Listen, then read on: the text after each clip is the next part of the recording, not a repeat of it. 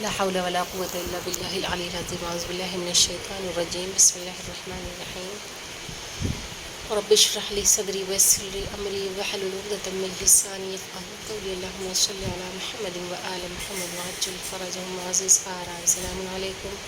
آج کا ہمارا موضوع درس تاریخ علم معصومین علیہ السلام ہے، درس نمبر 6، اور آج ہم لوگ حیات طیبہ امام زین العابدین علیہ السلام کے بارے میں گفتگو کریں گے۔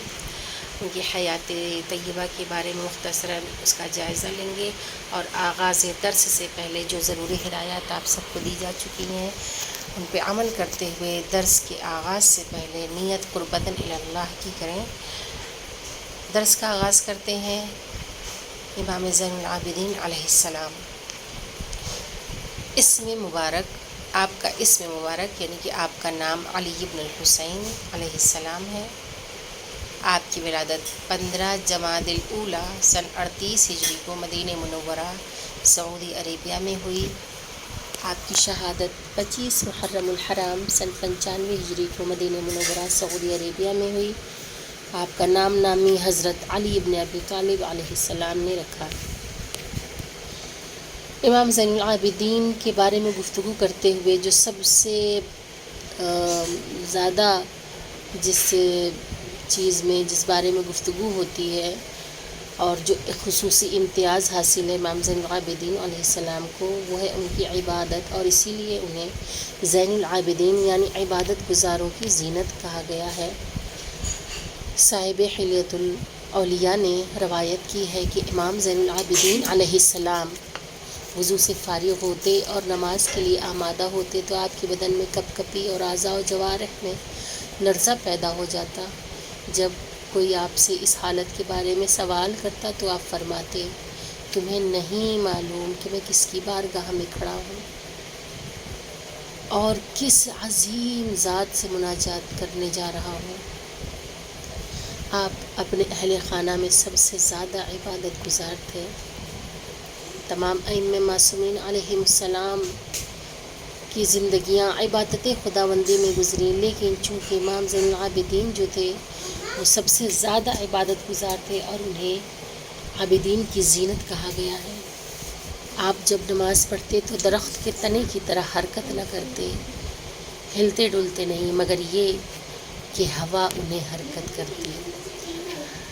آپ جب سورہ حمد کی قرأت کرتے وقت جب مالکی یوم الدین تک پہنچتے تو اس جملے کا اتنا ورد کرتے، اتنی زیادہ تکرار کرتے کہ قریب ہوتا کہ آپ کی روح پرواز کر جائے۔ جب آپ سجدہ کرتے تو اس وقت تک سجدے سے سر نہ اٹھاتے جب تک آپ کا پسینہ جاری نہ ہو جائے۔ آپ راتوں کو اتنی عبادت کرتے کہ دن ہو جاتا تھا، اور راتوں کو اتنی عبادت کرتے کہ تھکن کے مارے اٹھ نہیں سکتے تھے۔ آپ کو رمضان المبارک میں سوائے دعا، تسبیح، استغفار اور عبادت کے کوئی کلام نہیں کرتے دیکھا گیا۔ امام زین العابدین علیہ السلام کی عبادت کا یہ عالم تھا کہ خدا کے حضور کس طرح سے عبادت کرتے ہیں کہ جسم کو کوئی حرکت نہیں، اور اس طرح کھڑے ہوتے ہیں، اس طرح قیام کرتے ہیں کہ جیسے درخت کے تنے، کیونکہ جو تنا ہوتا ہے وہ نہ حرکت کرتا ہے، نہ ہلتا ڈلتا ہے، نہ کسی طرف وہ جھکتا ہے، بلکہ وہ سیدھا کھڑا ہوتا ہے۔ تو قیام جو تھا امام زین العابدین کا بالکل اسی طرح ہوتا ہے۔ حالانکہ جب ہوا تیز چلتی تو ہی امام کا بدن حرکت کرتا، ورنہ بالکل ساکت انداز میں کھڑے ہوتے امام۔ اور قرأت کے وقت مالکی یوم الدین کہ وہ اسی روز جزا کا مالک ہے، جب مالکی یوم الدین تک پہنچتے تو اس جملے کی تکرار کرتے امام، اور قریب ہوتا کہ آپ کی روح پرواز کر جائے۔ اللہ اکبر۔ عبادت کا یہ عالم یوں ہی نہیں، عبادت گزاروں کی، عابدین کی زینت قرار دیا گیا ہے آپ کو، کہ آپ کا قیام، آپ کا رکوع، آپ کا سجدہ اور آپ کی راتوں کی عبادت، یہ تمام چیزیں اور تسبیح استغفار اس قدر ہے کہ آپ زین العابدین مشہور ہو گئے۔ اور بہت سی دعائیں امام زین العابدین علیہ السلام سے روایات ہیں کہ امام زین العابدین علیہ السلام کی بہترین اور عمدہ دعاؤں کے لیے اگر ہم صحیفہ سجادیہ صحیفہ کاملہ اٹھا کے دیکھیں تو امام نے کس طریقے سے کس انداز میں دعا کی ہے پروردگار عالم کے سامنے، کس طرح سے عجز و انکساری اور کس قدر خوشی و خضوع کا اظہار ہے اس دعا میں. اس کو اگر ہم غور کریں، اگر ہم پڑھیں تو واقعاً ہماری زندگیاں بدل جائیں. اور عبادتوں کے ساتھ ساتھ آپ غرباء و مساکین کی سرپرستی بھی کرتے تھے. ابو حمزہ صومالی سے مروی ہے کہ علی بن الحسین راتوں کو کھانے پینے کی چیزوں کو اپنے کندھے پر رکھ کر اندھیرے میں خفیہ طور پر غرباء اور مساکین کو پہنچا دیتے تھے اور فرمایا کرتے تھے جو صدقہ اندھیرے میں دیا جائے وہ غضب پروردگار کی آگ کو بجھا دیتا ہے. محمد ابن اسحاق کہتا ہے کہ کچھ لوگ مدینے کے نواح یعنی مدینے کے سے لگا ہوا جو علاقہ ہے اس کے آس پاس کا علاقہ، وہاں پہ جو لوگ زندگی بسر کرتے تھے اور انہیں معلوم نہ تھا کہ ان کے اخراجات کہاں سے پورے کیے جاتے ہیں. علی بن الحسین کی وفات کے ساتھ ہی انہیں راتوں کو ملنے والی غذائی امداد کا سلسلہ منقطع ہو گیا. آپ راتوں کو روٹی کے تھیلے اپنی پشت پر رکھ دیتے تھے اور محتاجوں کے گھروں کا رخ کرتے تھے اور کہتے تھے رازداری میں صدقہ غضب پروردگار کی آگ کو بجھا دیتا ہے. ان تھیلوں کو لادنے کی وجہ سے آپ کی پیٹھ پر نشان پڑ گئے تھے اور جب آپ کا وصال ہوا تو آپ کو غسل دیتے ہوئے وہ نشانات آپ کے بدن پر دیکھے گئے. ابن سعد روایت کرتا ہے کہ جب کوئی محتاج آپ کے پاس حاضر ہوتا تو آپ فرماتے صدقہ سائل تک پہنچنے سے پہلے اللہ تک پہنچ جاتا ہے. آپ کا ایک چچا زاد بھائی ضرورت مند تھا اور آپ راتوں کو شناخت کرائے بغیر اس کو مدد کرتے، اس کی چند دینار آپ پہنچا دیتے تھے اور وہ شخص کہتا تھا علی بن الحسین قرابت کا حق ادا نہیں کرتے. حضرت امام زین العابدین اس کی باتیں سن کر صبر و بردباری سے کام لیتے کیونکہ اسے تو خبر ہی نہیں تھی کہ یہ چند دینار جو اس تک آتے ہیں اس کے اخراجات جو پورا کرتا ہے وہ کون ہے، وہ علی بن الحسین ہی ہے. لیکن امام نے کبھی اس چیز کی خبر نہ لگنے دی اور وہ کہتا رہا کہ علی بن الحسین قرابت داروں کا حق ادا نہیں کرتے. اور یہ جملے سن کے امام خاموش بھی ہوتے. امام ہمیشہ بردباری سے کام لیتے، صبر سے کام لیتے.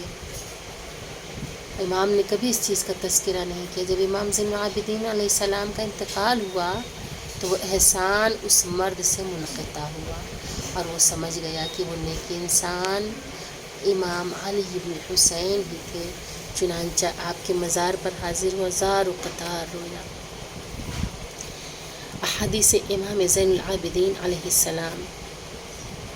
امام زین العابدین علیہ السلام نے فرمایا کہ تمام انسانوں میں سب سے بہتر وہ انسان ہے جو واجبات الہی کو ادا کرتا ہو اور عمل کرتا ہو.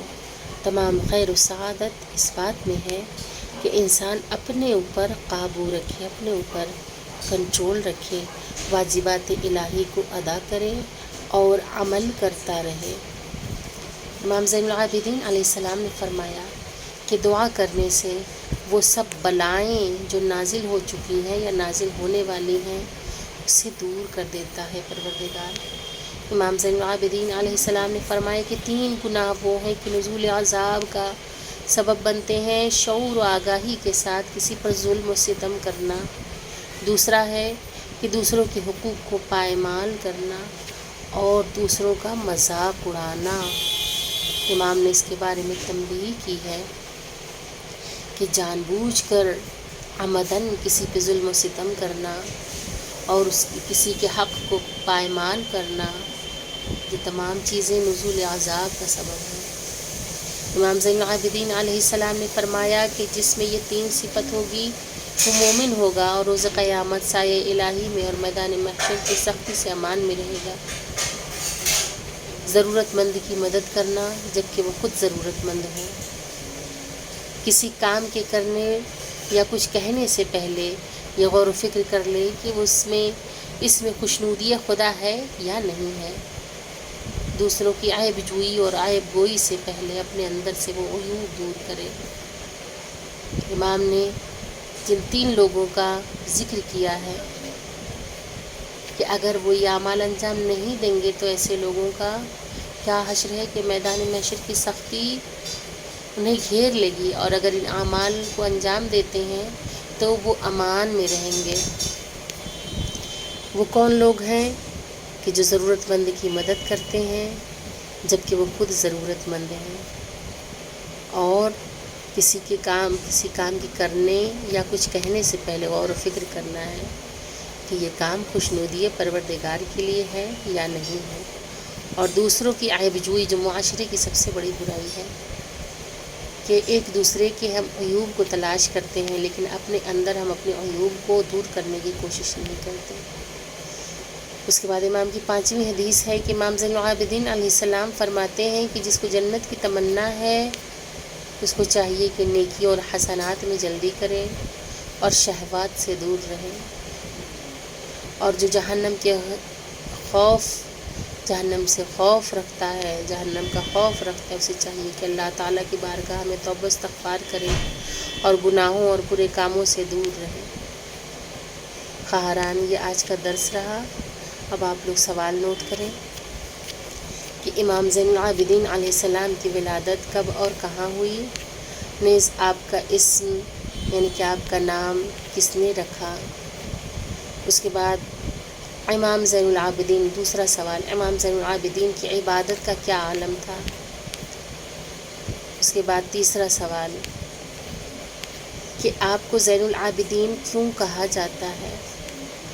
چوتھا سوال کہ امام غرباء و مساکین کی سرپرستی کس طرح کرتے تھے۔ اس کے بعد 5واں سوال ہے کہ احادیث مبارکہ امام زین العابدین میں سے کسی 3 حدیث کو تشریح کے ساتھ تحریر کریں۔ وآخر الدعوانا ان الحمد للہ رب العالمین، اللہم صل علی محمد وآل محمد وعجل فرجهم۔ السلام علیکم، خدا حافظ۔